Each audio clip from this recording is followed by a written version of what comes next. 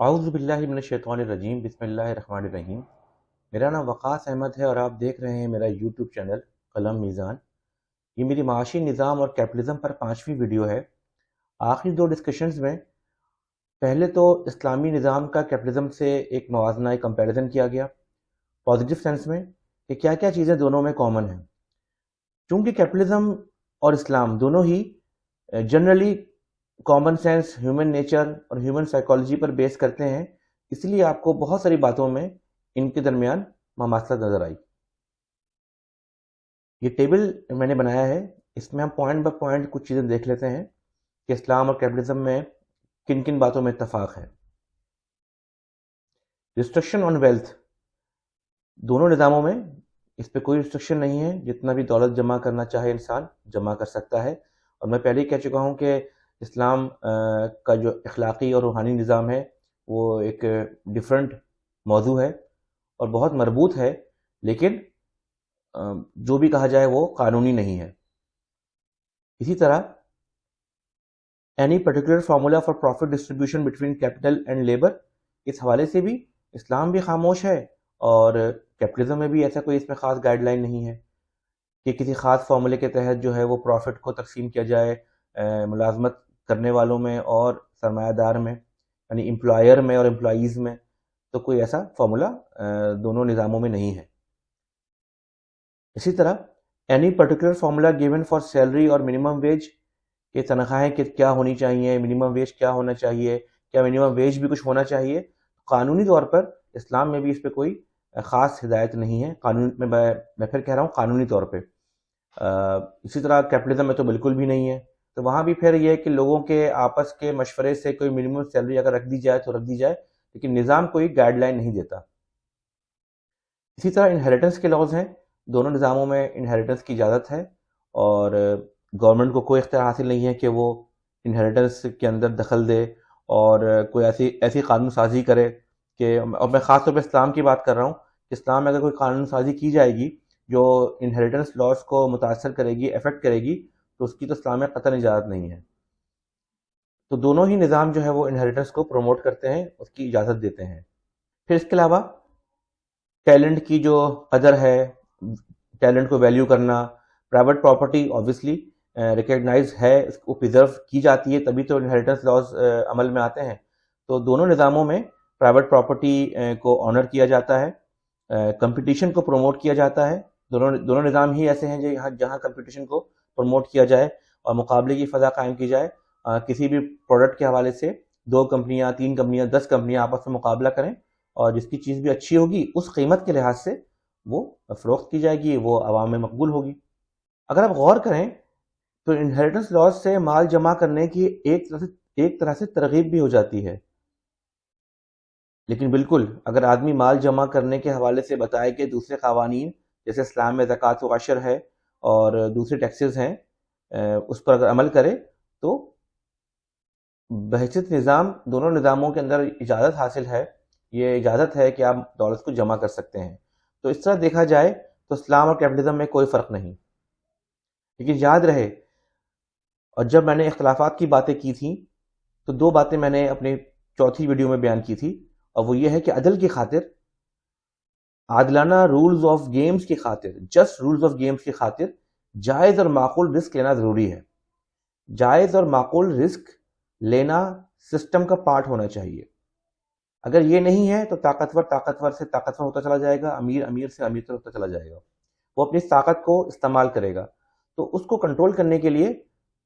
کوئی جائز معقول رسک ٹیکنگ میکینزم ہونا چاہیے۔ اور نمبر 2 میں نے کہا تھا کہ دھوکہ یا بیوقوف نہ بنایا جائے، یا طاقت اور علم کا ایڈوانٹیج لیتے ہوئے رولز اور قواعد کو توڑا مروڑا نہ جائے، یعنی ایک چیز ایک بندہ پہلے سے جانتا ہے تو وہ اس جاننے کی وجہ سے پورے رولز کو خراب نہ کرے، اور اس میں دھوکہ دہی شامل ہے اور لوگوں کو بیوقوف بنانا بھی شامل ہے۔ کہ اسلام کا بیسک اختلاف جو ہے کیپٹلزم سے وہ ان 2 باتوں پہ ہے۔ میں جانتا ہوں کہ اس میں نے پریسائزلی کچھ چیزوں کے نام نہیں لیے ہیں، وہ میں انشاءاللہ اپنے اگلی ویڈیوز میں بیان کروں گا، لیکن کانسیپٹ کے پوائنٹ آف ویو سے میں کہنا چاہ رہا ہوں کہ رسک اور رولز آف گیم جو ہیں وہ عادلانہ ہوں، اسی طرح دھوکہ اور بیوقوف بنانے کا عمل نہ ہو۔ لیکن مجھے لگتا ہے کہ اس موقع پر کچھ اہم باتیں کر لی جائیں۔ پہلی بات یہ کہنا کہ چونکہ اسلام چند بنیادی قانونی معاشی احکامات جیسے کہ زکوٰۃ، عشر، سود، ربا، سٹہ کے علاوہ معیشت کو ریگولیٹ کرنے کے کچھ زیادہ احکامات نہیں دیتا، تو اس کا مطلب یہ نہیں ہے کہ معاشرے میں پیدا ہونے والے مسائل پر خلیفہ یا رہنما یا سربراہ حکومت کچھ نہ کرے، خاموش بیٹھا رہے۔ بہت سی چیزیں حالات، مارکیٹ سچویشن اور معاشی صورتحال کو دیکھتے ہوئے کی جا سکتی ہیں، رولز بنائے جا سکتے ہیں اور بنائے جاتے رہے ہیں۔ اب دیکھیں، انکم ٹیکس کا پورا نظام موجود ہے، پاکستان میں موجود ہے، بہت سارے اسلامی ممالک میں موجود ہے، دنیا بھر میں موجود ہے۔ اسلام کا حکم نہیں ہے، لیکن ایک ایسا نظام ہے جس پر علماء کا کوئی فتویٰ پاکستان میں میرے علم میں نہیں۔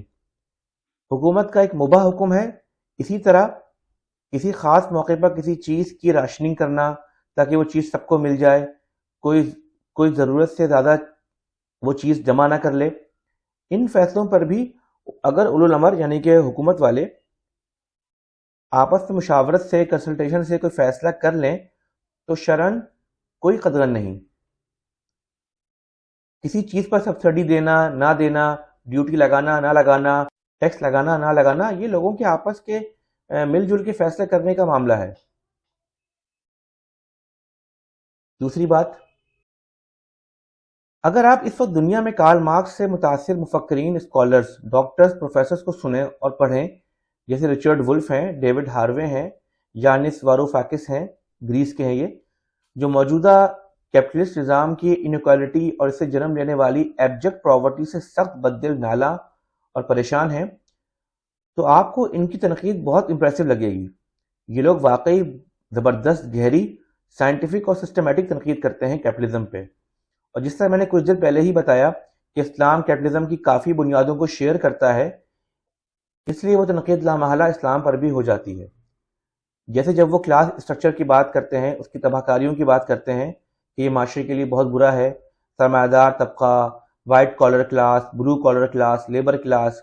اور پھر ان کلاس کے اندر جو انکم اور ویلتھ گیپ ہے، جب اس کی بات کرتے ہیں تو کافی ایفیکٹو آرگومنٹ ان کی جانب سے پیش کیے جاتے ہیں،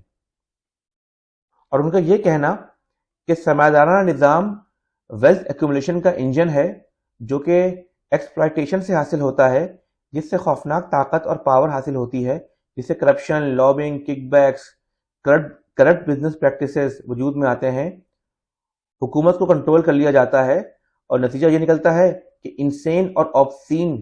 انیکوالٹی کے مسائل وجود میں آتے ہیں جو خود اخلاقی مسائل، خاندانی مسائل اور جرائم میں اضافہ کرتے ہیں۔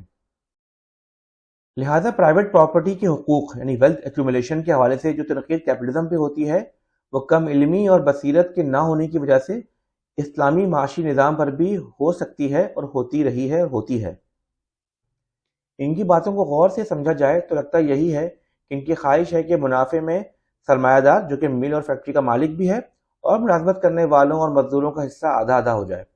فیکٹری کے فیصلوں میں سب ملازموں کو شریک کیا جائے، ان کا بس چلے تو وہ کوئی ویلتھ کیپ بھی لگا دیں، یعنی کوئی ویلتھ کی جمع کرنے پر کوئی ایک کیپنگ کر دیں، کوئی لمٹ لگا دیں، اگر ان کی باتوں پر عمل کیا جائے، یا ان کے ہم تبصرے یا ان کے ہم جو انالیسس ہیں وہ سنیں، یا پرائیویٹ پراپرٹی کا حق ہی نہ دیں جیسے سوویت یونین میں ہوا۔ انتہائی غیر فطری اور غیر منطقی، جیسے ویڈیو کے شروع میں بات ہوئی کہ مارکسسٹ جو ہوتے ہیں وہ ان کی تنقید بہت شاندار، بہت سسٹمیٹک ہوتی ہے، لیکن سلوشن کے حوالے سے کافی کمی رہتی ہے، اور اس کے اندر کامن سینس اور جو بیسک ہیومن نیچر ہے اس کے خلاف بات ہوتی ہے، جس پر عمل کرنا بہت مشکل ہے، اور شاید یہی وجہ ہے کہ رشیا میں اور ایون چائنا میں بھی یہ نظام چل نہیں پایا، اور آخرکار ان کو بھی مکسڈ کیپٹلزم کے طرز پر ایک نظام قائم کرنا پڑا۔ اگر آپ غور کریں تو کیپٹلزم اور اسلام دونوں میں نوکری اور ملازمت میں مارکیٹ ویج اور سیلری کا حساب چلتا ہے۔ نوکری والا مان بھی سکتا ہے، نہیں بھی، نوکری سے جب چاہے ریزائن کر کے بہتر نوکری پکڑ سکتا ہے۔ فیکٹری کے حالات اور مستقبل کے اسٹریٹجک ڈیسیجن میں وہ خاص ذمہ دار نہیں ہوتا، جبکہ سارا جو ذمہ داری ہوتی ہے وہ فیکٹری مالک کی ہوتی ہے کہ فیکٹری چلتی رہے اور فیکٹری سے آمدنی ہوتی رہے، مزدور نوکری پہ لگے رہیں۔ تو فیکٹری مالکان اور سرمایہ دار بھی بہت سے معاملات میں پریشان رہتے ہیں، جبکہ جو ملازمت کرنے والے ہوتے ہیں وہ سیلری لیتے ہیں اور اپنا کام کرتے ہیں۔ تو ان کی سیلری اور ویجز جو ہیں وہ حالات مارکیٹ تعین کرتے ہیں. اس کی اجرت کا جس میں تنگی بھی ہو سکتی ہے اور کشادگی بھی. قیمتوں، تنخواہ اور اجرت کے معاملے میں بھی کیپٹلزم اور اسلام کی پریکٹس تقریباً ایک جیسی ہی ہے.